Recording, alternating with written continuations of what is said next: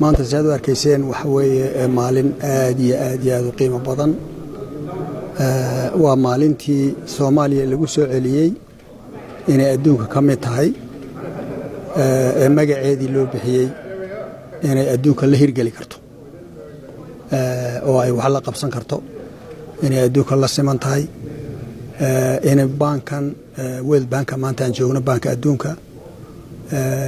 boardkoodii shiray qolada ugu sareysa shireen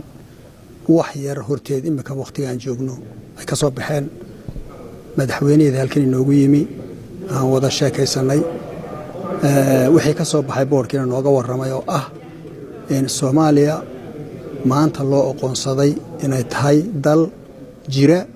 oo la qabsan kara adduunka wax la qabsan kara waxaan aad ugu faraxsanahay waan dadka Soomaalidu sheegaynaa in shaqadii badnayd ee juhdiga badan la geliyay dadka Soomaaliyeed iyo madaxdooduba geliyeen oo kow ka yahay madaxweynaha jamhuuriyadda iyo ra'iisul wasaaraha ay geliyeen iyo dadka kale faraha badan leh ganacsatadu ka mid tahay wasaaraduhu ka mid yihiin dawladda wasaaradeedu ka mid yihiin yaani cid waliba intay guntiga dhexda ku xidhatay reeli ay damacday maanta inay maalin wax ku oola noqoto maanta waxa weeye maalin wax ku oola waxay kow ka tahay waxa weeyaan dalka institution maanta joogna waa ka adduunka ugu sareeyo weeye markay noqoto dhaqaalaha iyo horumarka adduunyada of course waxa kale in ognahay waxa weeye shalay African Development Bank boardkiisina iyagana shireen shalay oo 26 ayd oo iyaguna iclaamiyeen arrintii deen cafiska iclaamiyeen maanta waa maalin weeye waa maalin sidata muxuu ahaa inaan qiimo gaar ah wadata weeyaan runtii aadna waan ugu faraxsanahay waxaan ku tala jiraa waxa weeyaan aan hor u eegaynaa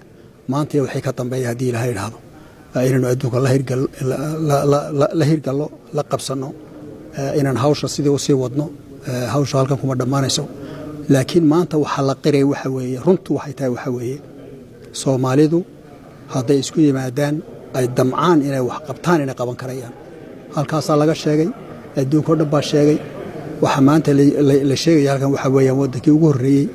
ee sida si gaaban arinta uga soo gudbaa wadada dheer soo gaabiya oo 3 sano 4 sano ku soo gaabiya waa Soomaaliya weeyaan baa la yiri aadna waan ugu faraxsanahay ta waxaan la seexnay laba arimood waan seexnay World Bank yaan la seexnay banka adduunka iyaga laftooda banka adduunka kala gooniya qaybta horumarka ballaaran baan la seexnay maanta deen cafinta yaan la seexnay waxa kale oo aan la seexnay qolada kale mayga la yiraahdo oo iyaduna inkastoo ka mid yihiin World Bank ka mid yihiin banka adduunka haddana hay'ad gooniya oo iska madax bannaan ah ayaan iyagana la seexnay iyaga waxaan la seexnay waxa weeyaan caymiska wixii dalka soo galaya ee soo gelinaya muxuu dhaqaale soo gelinaya ay caymis u sameeyaan insurance company oo kale weeye marka iyaga mar hadaad cilaaqaad la yeelato oo aad wax la seexato oo aad member buuxan noqoto dadka wuxuu dadku ku soo hiloobaya inuu meesha yimaado oo maalgelin soo sameeyo la soo sameyn karo marka maalgelin oo dhammaan doonina marka inay dalka soo gasho dalka in lagu dhiso iyagoo dawladda iyo dadka lacagta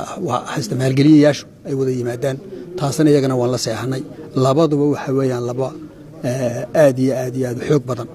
labaduba weeye marka labada haddaan isla helo maanta World Bank meel aanan ka gali karin wax dal la siiyo inaga layna siin karin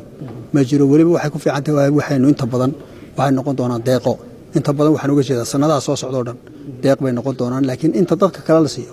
ee amahan lagu siiyo ayaa inaga wax laynagu sii doonaa hadii Ilaahay yiraahdo sida ku wadno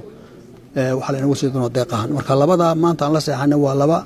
milestones af Ingiriisiga lagu dhahay milestones waxa weeye waa caqabado waaweyn laga gudbay weeyaan maanta Ilaahay aadna u faraxsana maxaa xigi doona waxa xigi doona shaqo badan baa xigi doonta waxa xigi doonta anagu baahiyahayaga waan soo gudbinay baahiyahaas marka ay wadi doonaan halkay marayaan baahiyaha markaas sidii loo fan gareyn lahaa ama lacag loogu dooni lahaa ayaa marka aan taladeeda gelinaa ninka Nairobi jooga Philippe la yiraahdo u sareeya shanta wadan geeska Afrika ama East Africa ayaa aan la seexanay isaga marka ka shaqeyn doona iyo tiimka Nairobi jooga kala shaqeyn doona